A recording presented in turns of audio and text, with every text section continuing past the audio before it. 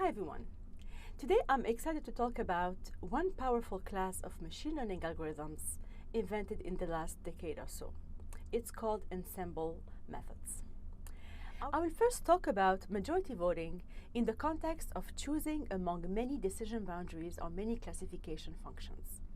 Then I will dive into three ensemble methods, and these are boosting, bagging, and random forest. I will touch a little bit on bagging and random forest, but we'll go into details of boosting. So first of all, imagine you have a randomly chosen hyperplane or decision function derived with any of the machine learning methods we have seen so far. So you could expect this to perform randomly, just like you toss a coin, with an error rate of 50% or 0.5. Okay? If we combine many such random functions, we expect also by majority voting, we also expect that the outcome of these combinations would also be random. Now suppose we have M classifiers performing slightly better than random, which means that there is some signal in them and the error rate is now 0.5 minus a very small value. So there is some signal in them, and we want to know whether we can combine them, this decision, to make a decision based on the majority vote of all of these decisions. Okay, so what if, the question is, what if we combine this M slightly better than random classifiers? So you have M slightly better than random. Would majority voting in this case be a good choice? So to answer this question, I will first evoke the concept of probability of majority decisions in the famous Condorcet jury theorem from 1785. In its simplest form, suppose a group wishes to come to a decision by majority voting, right? Each voter votes for the correct decision with a probability P, right? And we suppose that the votes are independent. The question is, how many voters do we need to have to come to the right decision?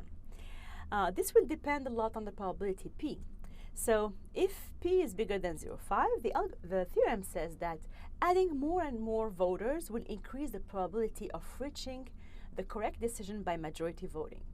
Right? If P is less than 0.5, then adding more and more voters will just make things worse.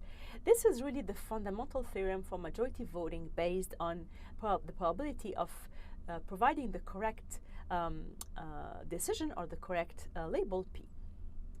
Okay? Based on this theorem, we define what's an ensemble method. An ensemble method combines the predictions of many individual classifiers by majority voting. This concept is at the core of machine learning ensemble methods. So what are ensemble methods? An ensemble method combines the predictions of many individual classifiers by majority voting. Such individual classifiers are called weak learners, are required to have a slightly better than random performance. So the question is, how do we produce independent weak learners using the same training data? Why independent? Remember, the theorem of Condorcet said that we need to have these voters voting independently of each other, and each of them having a slightly better probability, bigger probability than 0.5. So how do we produce such independent weak learners based on the same training data? The answer is to use a strategy to obtain relatively independent weak learners. There are different methods we could use. One of them is boosting, bagging, or random forest. So today we're going to focus mostly on boosting to give you a flavor of how this works, and then give you a little bit of hint about these two methods. Let's start first with boosting. Boosting is one of the first ensemble methods out there, and was one of the most powerful methods in machine learning methods today. The most popular algorithms for boosting is called AdaBoost.M1, invented by Freund and Shapiro in 1997. Professor Breman, who invented Kart's algorithms for decision trees, described this algorithm as the best of the shelf classifier in the world. So the algorithm is famous by its simplicity, but it's also famous by the fact that it can use any kind of weak learners such as trees, perceptrons, we know both of these, along with what we call decision stumps, which we are going to see today. And the idea is to train the weak learners or the weak classifiers on weighted training examples. So this is the key word. The weighted training examples means that we are creating decision boundaries or decision functions based on modified versions of the training examples. The idea of boosting is to apply a weak classifier to a modified version of the training data. So initially, suppose we dispose of training data, right? So using this training data, we are going to produce a first classifier. Let's call it G1 of X. That's a classification function, right? Using any of the methods you know so far, okay? The idea is to move to the next step by creating distorting the data by creating another weighted data, and also produce a second function G2 of X. So create a sequence of decision functions based on a modified versions of data, and this is a second decision function. Then, given the outcome of this second decision function, build again, weight the data again somehow. We will see how. Weighted data, and produce a third decision function G3 of X, etc., until some number of classifier M on yet another modified data, and obtain a final, and we obtain a GM, the mth sequential weak learner based on this modified data at the M level. Okay? So then this is the process. We're going to go through a sequence of those classifiers, and each time we have some decision function we know how this is performing on the training data, and we modify the data accordingly at each stage. Now the final classifier will be looking like something. Okay. Now the final classifier will be the function G of X that's actually exploring or using all of this decision function or decision boundaries that we have found before. So usually we do the sum. It's the weighted majority voting, which is the weighted sum of all the classifiers G of M of X, for M going from 1 till M. So we're going to go through all the classifiers and see how the classifiers classify the instance X. We're going to take the sign of this. We suppose that we are seeking for a function that classifies into the set -1 plus 1. All right? So we're going to take the sign of the sum of GM of X, but we are going to weight each of this function by its importance in the classification process. We'll be providing alpha M, which is a weight affected to each of the classification function obtained. The idea of boosting is to apply a weak classifier to modified versions of the data. So we start with a first weak classifier applied on the training data, right? So if we apply this weak classifier, we're going to obtain a first decision boundary or first classification function. Let's call it G1 of X. So this is a classification function. All right. So based on the outcome of this classification function, we're going to use a modified version of the data, right? Modified data, and build based on this data a second function G2 of X, right?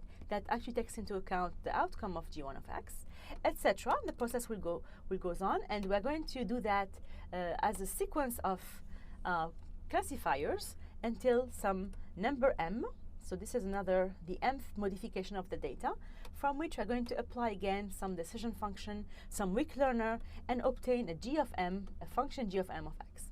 So we end up with many decision functions, right?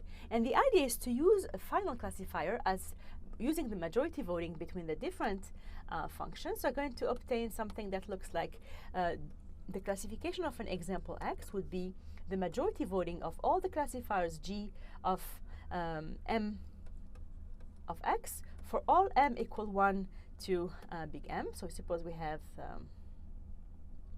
M classifiers, all right? And these are weighted by some weight alpha, okay? That is actually the importance of each of those classifiers. So let's call it alpha of M. So I'm going to take the sign of this function because we suppose that our classes are in the set -1 plus 1. Okay, so we take the majority vote and we weight each of the weak classifiers by some weight alpha that we will see how we calculate. To summarize, the predictions from all of the GMs, all of the weak classifiers from M going from 1 till big M, are combined with the weighted majority voting. Alpha M is the contribution of each weak learner GM, and these are calculated by the boosting algorithm to give a weighted importance to the classifiers in the sequence. The decision of a highly performing classifier in the sequence should weight more than the decision of a less performing classifier. And this is captured in, again, this function that actually is the sign of the sum of the weighted sum of the classifiers times the importance of each of the classifiers. So as usual, we calculate the error rate as on the training set as the number of mistakes we make on the examples. So this is the true label, this is the predicted label, and we're going to add one whenever we make a mistake on an example. We weight the error by n, which is the number of instances. Okay. Now the error rate of each weak learner, right, is calculated in the same way, but in this case we're going to weight the examples by weight WI. So what is WI? It is a way to modify the data to weight the example that actually the previous classifier in the sequence made a lot of mistakes, right? So suppose we start with a training set of pluses and some minuses, right? We generate some decision function, let's call it G1 of x. When we apply G1 of x on the data, we're going to see that some of them have actually are actually misclassified by G1 of x. And we're going to modify, the way we modify the data is to weight the examples differently.